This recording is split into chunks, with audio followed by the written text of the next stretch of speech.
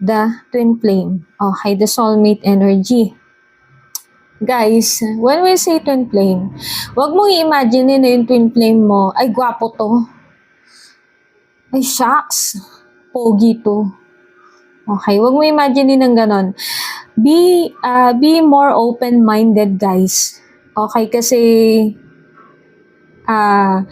hindi lahat ng expectation natin mamimit. Huwag kang ganon. Okay, kasi pag sinabing twin flame, ito ay magbe-base sa inyong soul connection. Kasi kayo yung soul na hinati. So, you came from the different body of a human. Okay? So, be more open-minded. Kung makilala mo man na siya. I feel makikilala mo na to, guys, kasi andito yung patapos na